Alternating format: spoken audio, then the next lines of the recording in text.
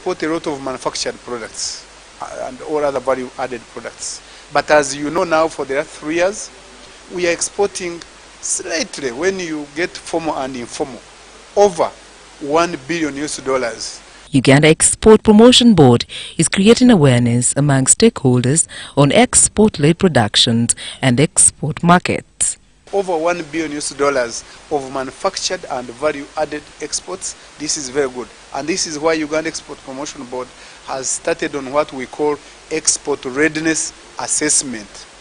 To go to these SMEs, which are in manufacturing, we assess them, we prepare them for export, we advise them, we handhold them and take them to the markets. I will be very happy because when you look at these statistics, to be surprised that this year we might export $4 billion. But I want that in the next 5 to 10 years that we triple the exports. Because when you look at it, we have the capacity, capability and wherewithal to export more manufactured products. Such campaigns allow people to learn how agricultural commodities yield well and in which country there is likely to be market. The promotion week is on the theme Unlocking the Export Potential. Sandra Kahunde, UBC Business. Thank you so much, Sandra Kahunde, for that particular report. Now, moving on, Ministry of Energy and Mineral Development has launched a Geospatial data-based information system to monitor electricity distribution across the country. Now, the Executive Director, Rural Electricity Authority, that is Godfred Hikayo, says that also this intends to reduce on illegal connections and power theft. Minister of Energy and Mineral Development, Dr. Merigold Tiketoto, has launched a Geospatial database information system. The innovation will monitor government program, overall electrification project, and the thorough distribution of electricity. Just to see, because it is spatial, geospatial, means you see the geographical distribution of the connections. Now this will also makes me like a politician to monitor how they have distributed equally among Ugandans. So I'll be able to see how much has gone in the western Uganda, the central, the eastern and the northern. Minister Kitutu challenged electricity distribution agencies to reach the communities for proper wiring and use of insulated cables to avoid cases of electrocution. People are not tempted to begin tapping. You know, those illegal connections sometimes come because of the, once people see the wires there and then they are tempted to begin hooking, and that's how we have registered some deaths. But if we prevent by using insulated wires, we shall reduce on those who are having illegal connections. The Executive Director, Rectification Agency, Godfred Hikayo, says there is a need for proper monitoring. Since we can even monitor those who are stealing, hooking, if you go to Mbale, for instance, there's a lot of hooking on live, conductors, and so you can monitor, you can look at basically everything that is going on in the network and get information in real time. This innovation will provide real-time report and data storage related to emission reduction. Abdul Nasir Lobama for UBC News. Thank you, Abdul Nasir. Now, of course, speaking of electrification, we'll be looking later on at the rural electricity connections here that they claim, or that they say have jumped to 10%. But real quick, government has started repairing and expanding roads in Ntenjeru North Constituency, Kayunga District. Now, it follows the heavy rains that left roads impassable. Now, during the official launch of this project, engineer Patrick Osere from the Ministry of Works said that under this particular phase, 23 kilometers of road will be repaired in Ntenjeru North Constituency before expanding to the rest of the district. Last year, Kayunga district was one of the most affected districts in the country as heavy rains left most roads damaged. Some parts of the district were flooded as water cut off villages, making movement and accessibility hard. Household property was destroyed, including foodstuffs. Government has opened work in Kayunga district, starting with 23 kilometers of road in Ntenjeru North Constituency. want to improve accessibility to services, particularly accessibility to health centers. Secondly, accessibility to markets. We want the people to be able to transport their produce right from their gardens to the market.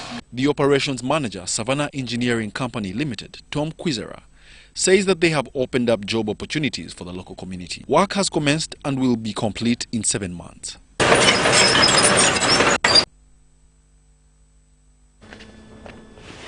Yes, and of course, real quick, we're going to take you in for our daily digest.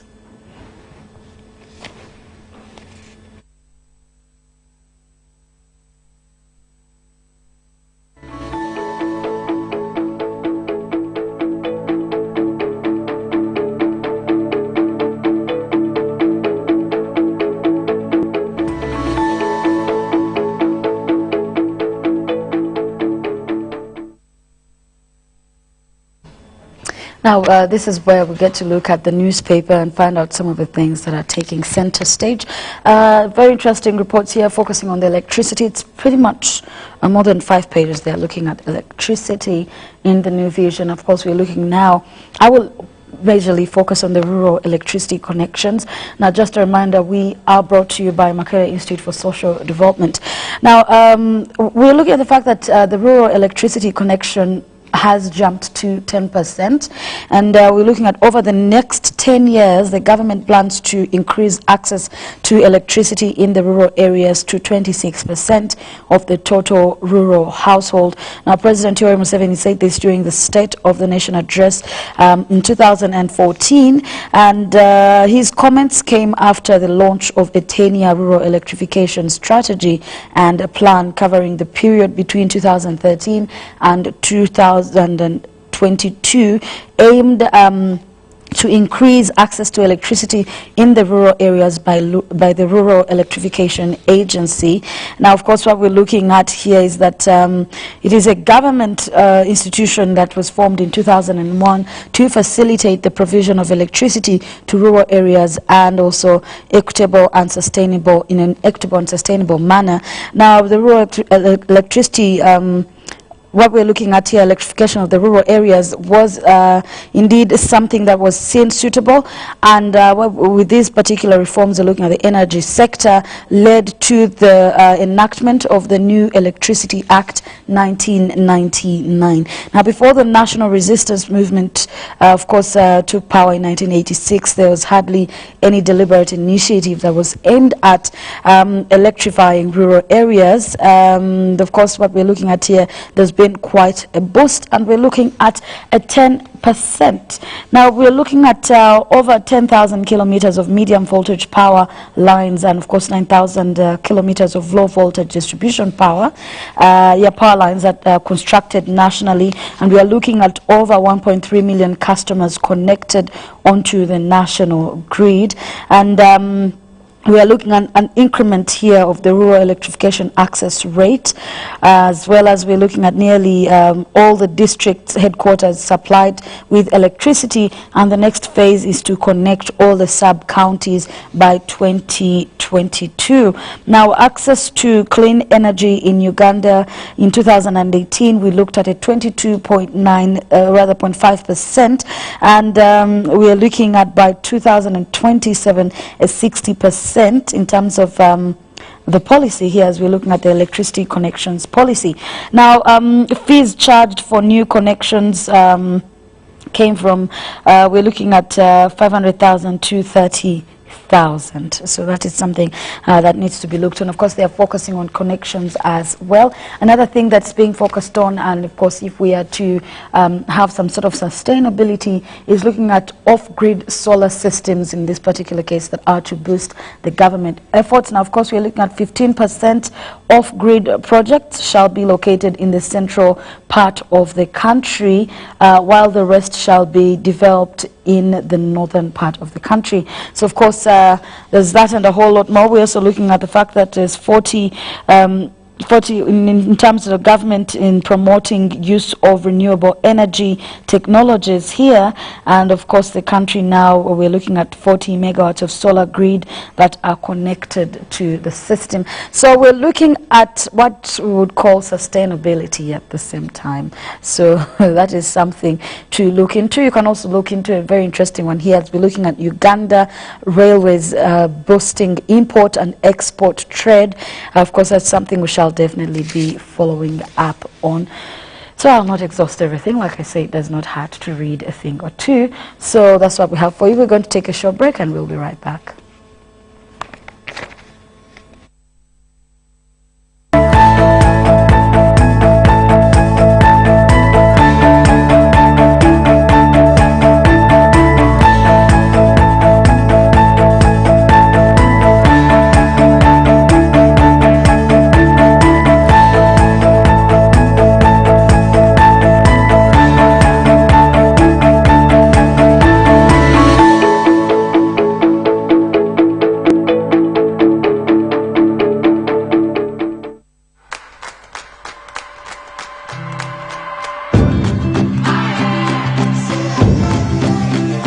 Good morning, Uganda. Today is a great day to make someone's day. A wonderful day to rewrite the future.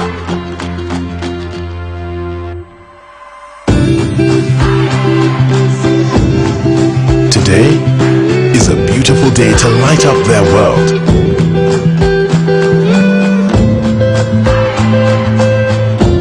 Or maybe even the perfect day to say, you're my world.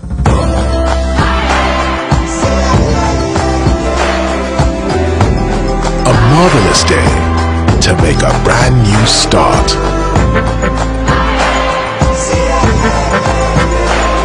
The perfect day to make the world smaller.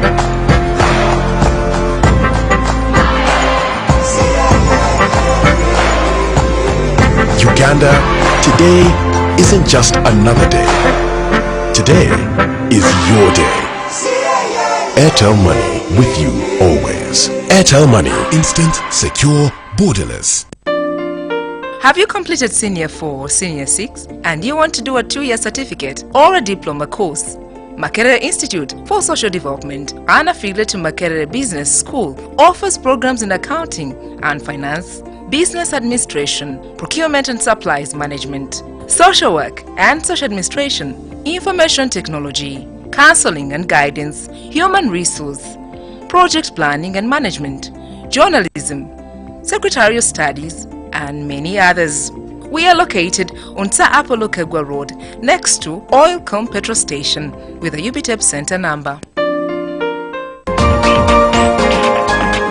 strangers, a designer, a chef, a travel agent, and a caterer will compete in the place we all know and love, the kitchen. For the grand prize of 1 million shillings, they will need every skill, every We tip. don't cut Nakati with a chopping board in Uganda. Rabbit. Every advantage. My husband taught me this. But if you can't take the hit, I'm worried about the food. Put it in there. wait at the table. I can be what I want to be. I can be a president if I want to be a president. Or not. But wherever you go, don't miss the all-new series premiere for Django Today, coming soon.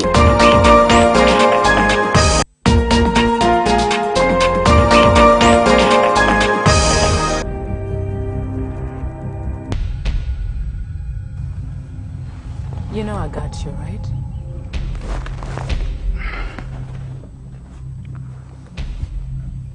Scratch your back. But I've got to tell you something. Crude does not have audience for explanations. You know, we've got to do something. I want all of you to know that, especially you the youths, muli mu myaka gya buvubuka, gye gino emyaka gyammwe egy'obukozi.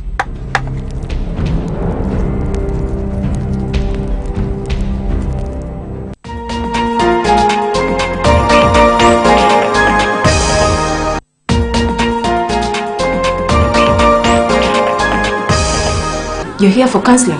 Yes, Reverend. Marriage counseling? Yes. Do you love her? Yes. Go marry her. God, this cross is too heavy for me to carry.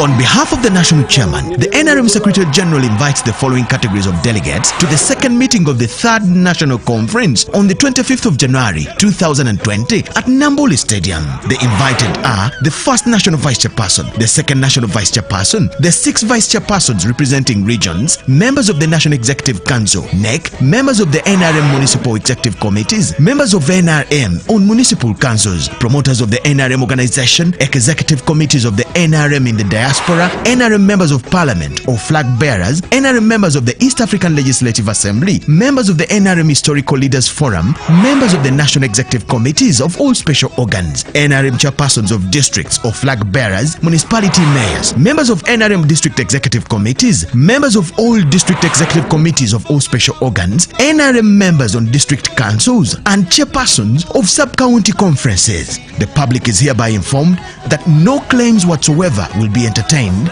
from any non-participants traveling to campus.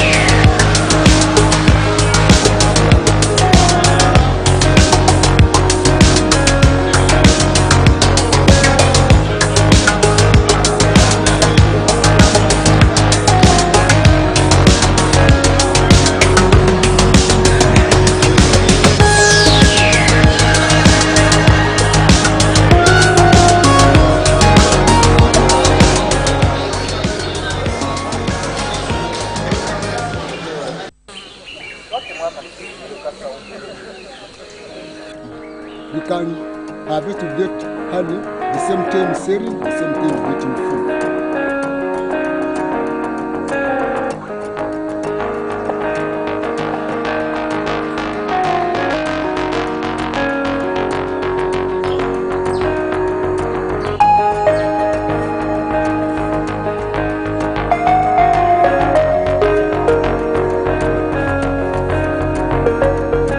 An elephant, when they come toward the park, when they come, just check this bee. The bees come out.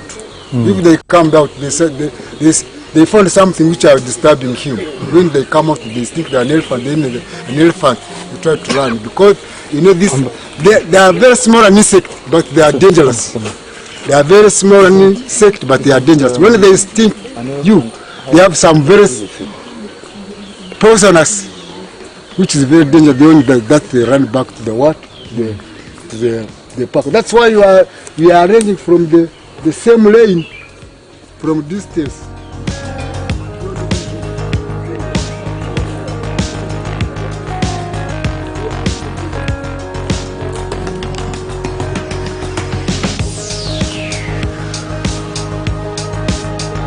There's a time when you come from in the afternoon, you find them when the Lake Thames when you're in the bar dancing. There's something when you find the getting out, you say this is going to be absconding. There is that time when they find the dancing, they very be happy. They come out dancing up and down, going up and down, and come to the end of the water. They'll be very glad because when they have honey, if we come to see the honey, if I want to prove that the honey is there, the time for to harvest, we find that they come out when these things are very full.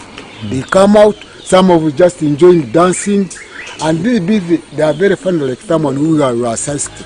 They need water.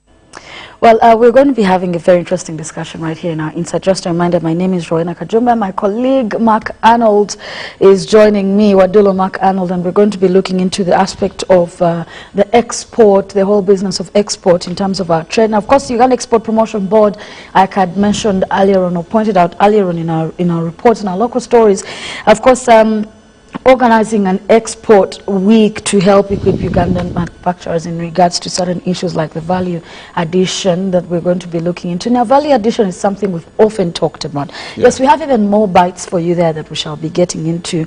But real quick, Mark, when we go into our discussion of the export, or basically export-import, the whole trade discussion, we seem, well, how I wish we also get the chance to bring on board Eddie Twine there to tell us how we're performing, particularly by the end of last year.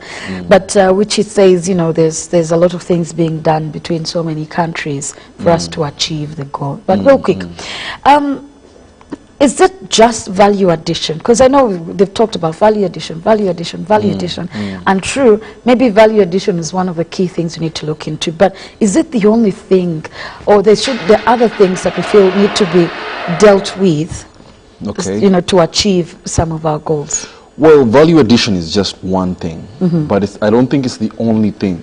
Yes, we're looking at skilling people.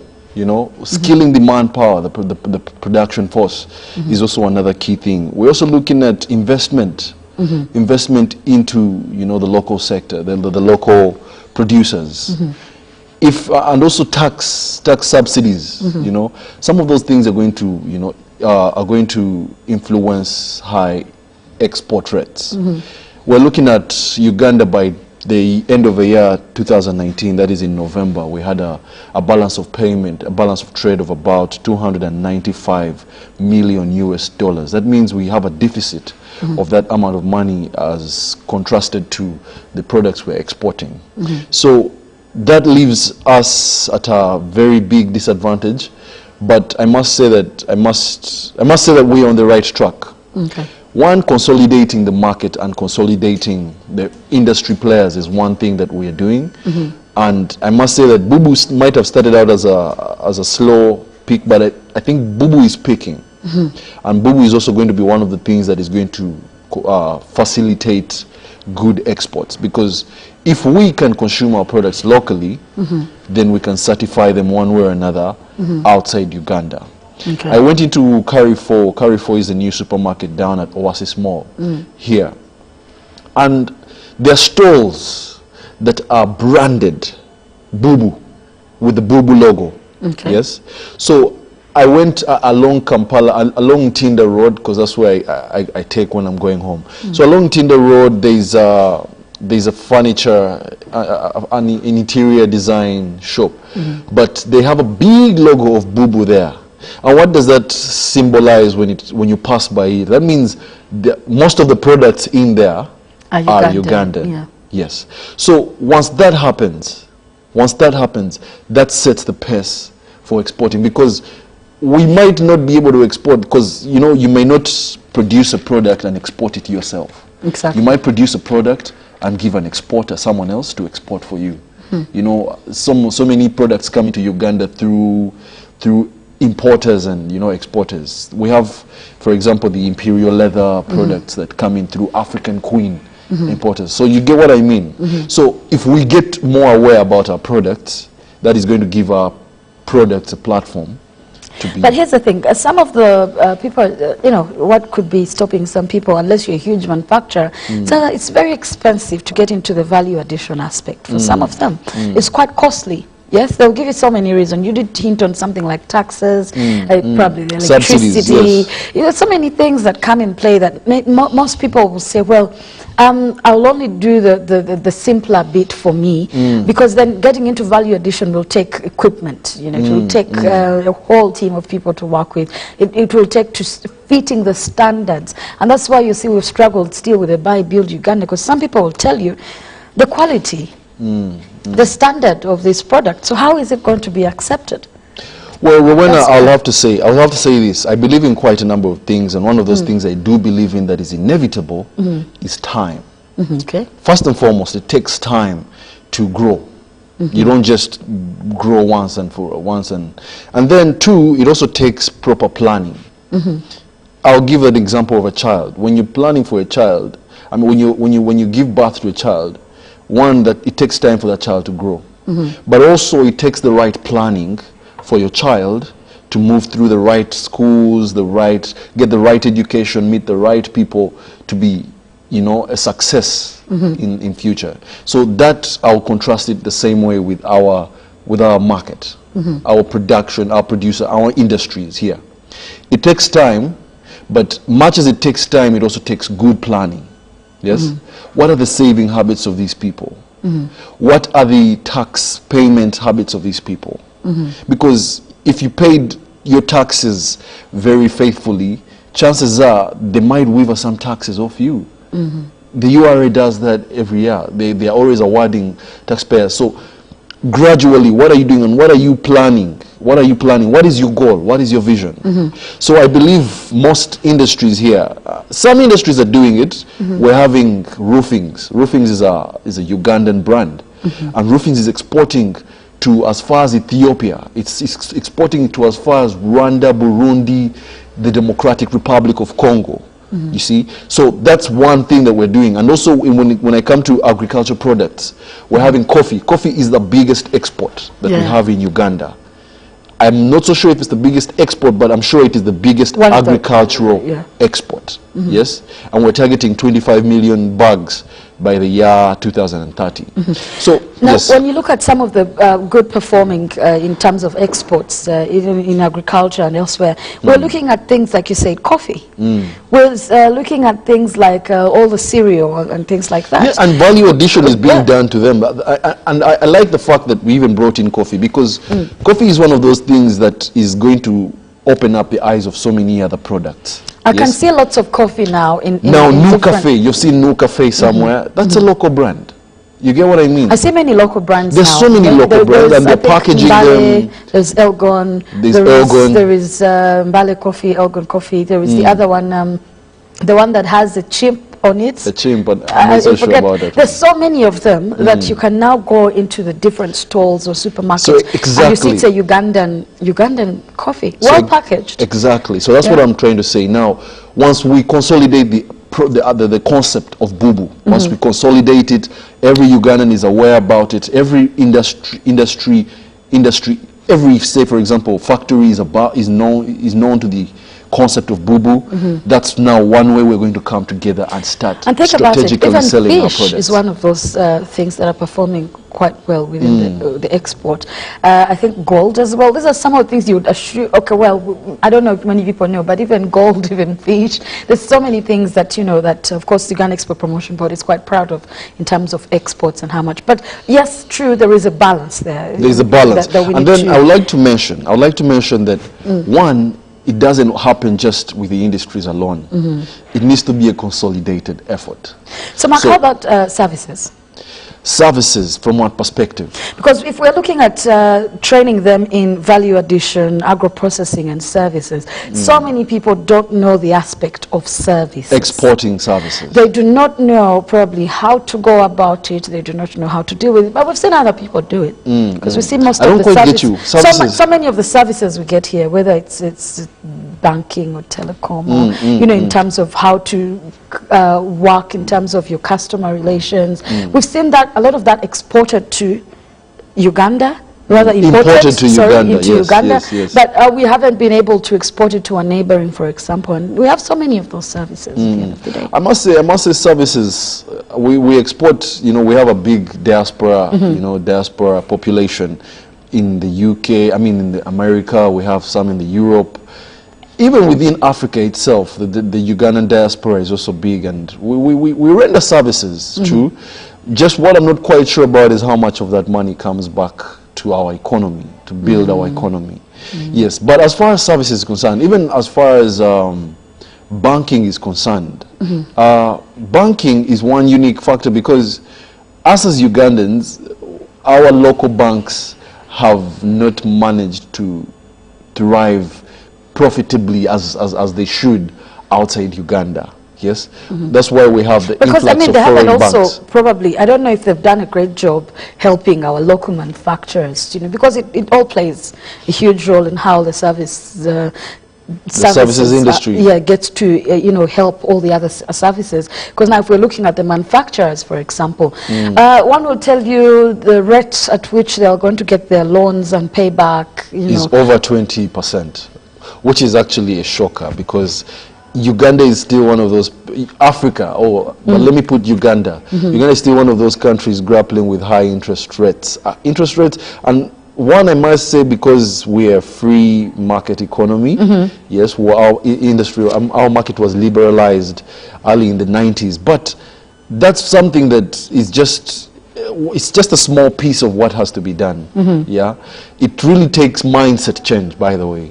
We seem to sing a lot mindset change, but we don't really give it the attention it really deserves. Mindset change is going to have to come into so many people, so many Ugandans' minds, to see that they can actually do a lot of things, that they have the potential to do a lot of things. We are faced with the fourth industrial revolution today. That means we have the power of the smartphone, we have the power of the computer. Right now, industries, actually I read a quote somewhere that in the industry of tomorrow, there are only going to be two living things in that industry. One, the dog, and two, the man. But do you know what the dog is for? The dog's purpose will be to keep the man away from the machine. So that means everything is going to be automated. You get what I mean? So it might mean, yes, scaling down to a few employees. But what is that going to do? So that means if we scale down, some people are going to be out of jobs. Indeed. So those people that are out of jobs, what are they going to do? So now that's the opportunity where I'm saying mindset change can foster. Okay. If you've been fired or if you've been let off, why don't you then go start your own industry, automate it, automate it using all this equipment, and then start to trade, export your products. Indeed. And of course, some of the services here that probably, if we're linking them into the agro-processing and value addition, things like experience, things like how to handle your business, things like effective labor. Because, sometimes people do not think about some of these things. Yes, the quality of labor. That brings me back to the point I mentioned earlier on. The labor we have needs to also be skilled. Yes, I like what the presidential initiative on the girl child is doing. It's skilling ladies, some ladies to learn different skills, sewing, confectionery, baking, and a wide range of things, even farming, you see. So that's something that they need. Much as I know our education system, people say it's lacking, but there are those fundamentals if focused on.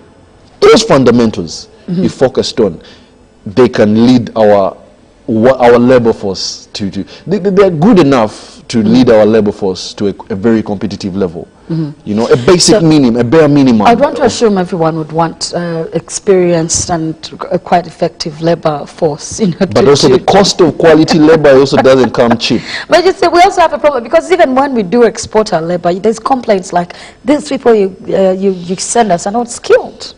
Yeah. So imagine if we're sending people that, I don't know if that's true, anyway, we'll have to do research on that. If the people that are sent, let's assume they're right, are not skilled, and probably we also don't have skilled, or maybe semi-skilled, or whatever it is, labor, this is definitely affecting the kind of quality we're putting out at the end of the day in terms of the production chain.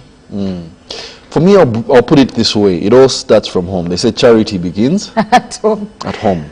So I believe that, one, we need to deal with our ecosystem as a country. We need to deal with it right from the nitty-gritties. Let's see education. If my child is showing hope in the sciences, why by S1 should I take him into the arts? Why don't I focus him within the sciences? Why should he or she do 21 subjects in S1? You see? So scale that down. Put him in the sciences, push him, teach him how to make his own screwdriver. You get what I'm saying? Put him in that practical space where he can experience his own creativity. Let him take it away. So if he's in the arts, take him on to the arts. If you've seen he's a beautiful singer, and they can maybe draw or something, then why should you put them through the trouble of learning all these heavy science things? Because at the end of the day, all the basic knowledge they got within primary that but this is what the education ministry is saying. Well, we need to have the child at least have some knowledge on each and every of these things. And that happens within primary. That happens within, you study math. In math, you study bases, you study powers. Yeah, but I want you to also study the math in secondary level, probably in your O level, and then maybe the A level you can choose to say, hey, I'm not going to do math. But let's look at the productive age, because let's look at Uganda. Uganda is a young country. Yes. It's pretty, I mean, over 60%. Okay, maybe, like you're saying, scale down, pick out the major things, like maybe if you're saying, maybe agriculture, maybe the maths, you know, maybe, then the other things that are pretty much not something that this child might need. The others are general taken, yes, but not as many as 21 subjects. I do remember how that went down for some of us. I don't believe any subjects above 20 is too, I mean, any subject above 10. Any subject above 10 is too much. Right. Specialization is always the key, by the way. Well, you specialize at your advanced level. That's what they're thinking. The advanced level, you're still doing 4. Yeah, and much as you're still doing literature, history, economics, / art, you're going to major eventually in one thing. At the end of it all, you're either going to be a literature teacher who knows how to draw but has left the skill behind. I learned art in A level, but I'm not an artist right now. I learned economics. I love the fact that I learned economics. Yeah, I'm here and I'm breaking down the economy. So yes, I believe specialization should start a little earlier. I think that's one of the things that is going to build the quality of our labor. Okay, so of course some of the things that are key focus on in this particular Export Week is the value addition, the agro-processing, and the services. And this is something that so many people, services is wide, yes, so many people might say, how did all these things come in linked? Have you gone to a shop, Mark, and you want to get yourself something, but for some reason you feel like, well, they're not bothered about me, and you walk out and you go to the next it happens a lot, and that also brings in, that's also service. It comes from a number of factors. I would say the factors are also motivation at the workplace. Well, let's be honest, a person is likely to treat you the way they are paid at the workplace, but also it also comes with a mindset. Now it also comes with professionalism. I don't know how much you're paid, but what are you delivering? Then that you take that back. Anyway, it's a whole process. Anyway. It's a chain. It's a value chain. It's a value chain that really needs a holistic approach. It can't be approached from one angle. And I believe the best way to approach a holistic phenomenon is the media information and awareness. As long as people get aware, our role as broadcasters, we should be able to disseminate information that, you know, concerns each and everybody in the economy. Right about now I'm speaking, but I hope that a teacher is listening to me. I hope that a mechanic is listening to me. I hope, yes, we need that kind of vibrance in the country. Because there's a number of things, actually, and we're going to get into that. There's something I want to really ask to hint on. Now, of course, my producer will be letting me know if some of the bites, the extra bites we had for you there from the Export Week are actually ready. But Mark, we're talking Buy Uganda, Build Uganda, something that of course you promote in terms of the kind of service we give, the kind of, you know, the agro-processing in terms of understanding it and how a number of things need to be dealt with. Because some people get into this business and they're just taken aback by a number of things. And also the issue of value addition that has been hinted on, talked about for a while. Now, if we know that the Buy Uganda, Build Uganda is a driver of sorts to make sure that all of these things are covered in one. But is it a reality we're seeing? I know you've hinted on a number of people, a number of places. Yes, I've also seen it. You walk into a place and you see a number of Uganda products, which wasn't the case in a few years back. You'd find probably mostly Kenyan, which is not a bad thing, yes, because we know we also have some of our products on the end. But we know what the kind of issues we've had over the years also with our neighboring in regards to standards, yes. Away from that, people will tell you we are promoting Buy Uganda, Build Uganda, yes, but you find that our very people saying let's promote Buy, Build Uganda are going to other countries to purchase things that the locals can actually do. I'll take you Just back to... not so far. We've had the issue of Makerere University. We have NITIL. We have our self-taught or the skilled girls and boys that we've been seeing here in the presidential initiative on skilling the young, the girl child, and also the youth. And you find that these people can actually do these things. And over the years, they've been able to deliver. Let's take a look. Like I told you, it takes time, first and foremost. Bubu is a concept that is not more than 5 years old, or even I might say 3 years old. Yeah, and the fact that we are here talking about Bubu means we have begun. The journey has begun. It all starts somewhere. Yeah, we've entered a new century. Now we are in 2020. Now we're going to start 2021, up to 2030. That's a whole another century. Yeah, you get. So we can only put it into perspective. 10 years later, has Bubu justified its cause? Yeah, we can only put it. Right now, we were too early to judge Bubu. Okay. Only I must put into consideration that the right steps need to be followed for us to achieve. So we're going to continue this discussion. Of course, we have a few clips, of course, a number of bites in regards to this particular discussion. And Uganda Export Promotion Board are putting up an export week, saying, well, these are the things that are very keen and very, very important for us to discuss with the manufacturers. Issues of figures, because, you know, we have the newspapers and other media have been writing about like monthly and quarterly exports, and some people have perceived it and have been even calling me thinking that the exports have not increased this year. Let me give you this. By November 2019, exports were 3.74. By November, excluding December, and we are yet to get December. Last year, by end of the year, exports were 3.64 billion US dollars. So we are slated to perform way better than last year, because by November, we have already surpassed total figures of last year by over 100 million US dollars. 2018. So 2018, at the end of the year, we had exported 3.64 billion US dollars over. This year, 2019, by November, we have already exported 3.74. So even before we put December of last year, we are above last year's exports by 100 million US dollars. So we are slated to perform well. And when even you look at the financial years, it is the same thing. When you look at financial year 2017-18, it was 3.6 billion US dollars. Financial year 2018-19, it is 3.95 billion US dollars. Because I know the reasons why people thought that our exports would decline.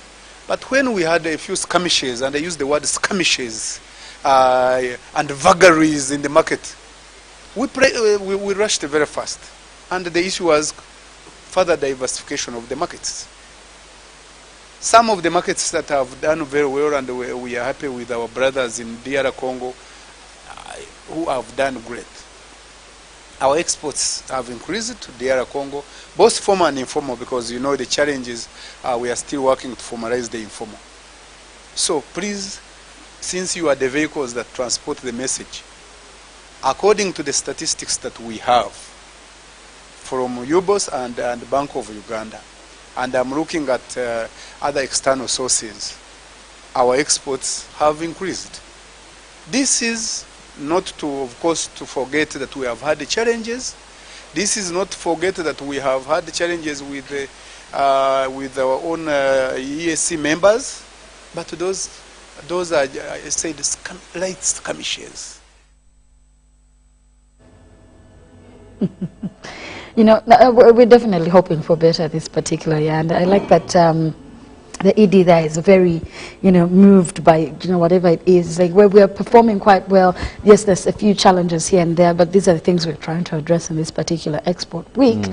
And that means a lot to see. And yes, the Export Promotion Board has really pushed, I think for the last couple of years, you've really seen them push, go out of their way, create some kind of bond with different countries that can also allow us, to also take in our products as much as they want us to bring in theirs in our country. Yeah. I believe, as a parting note, I would have to say that, one, yes, the exports are an important aspect of our economy, but one, I think we really need to up our game as far as quality of labor is concerned, value addition, like their priority is, services also, and mindset change, because mindset change also goes above just the workers, but also the forerunners of these industries. Yeah, we're into the fourth industrial revolution, and people need to start taking advantage of the fourth industrial revolution. Scaling down, optimizing, and thriving.